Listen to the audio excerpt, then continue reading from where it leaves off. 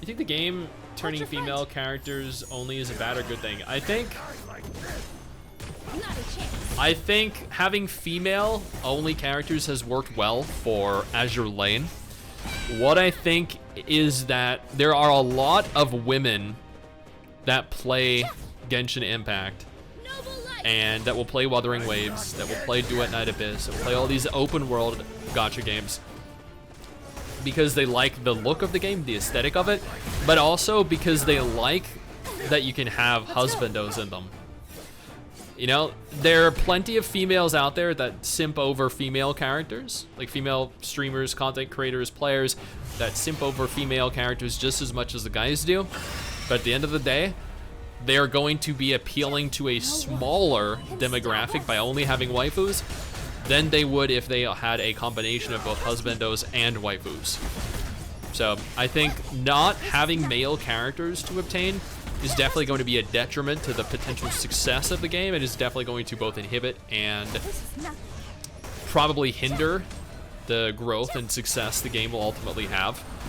So I think, like, at the end of the day, you know, people claim Wuthering Waves is a Genshin Impact competitor, like Genshin killers thrown around all the time, but I think Tower Fantasy, I think Wuthering Waves, I think games that are similar to Genshin have female male characters are going to have a higher chance of garnering a larger percentage of its potential players than I think Azur Promilia will, having only females. No one can stop us. So, because there are a lot of people that love the male characters. You look at the banners for characters in Genshin, and there are a lot of banners that have male characters that have done exceptionally well, and that's just something that Azur Promilia is unfortunately not going to really appeal to, which will limit their earnings, limit the number of players playing it.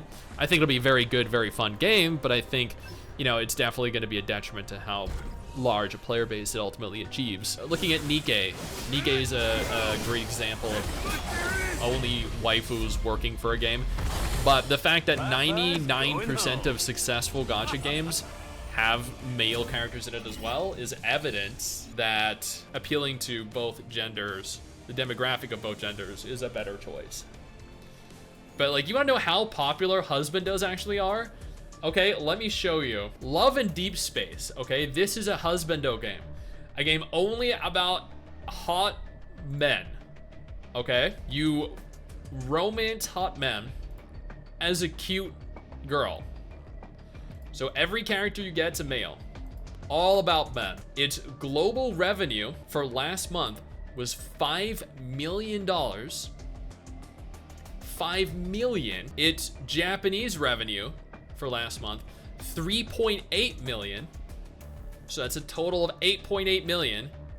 Its revenue in China was $44 million. $44 million. That is a grand total of $52 million globally. So evidently, having hot husbandos is a good idea, because when you combine them, you reach a larger demographic of players. At least that's what I think. Again, but based off of numbers, actual real numbers.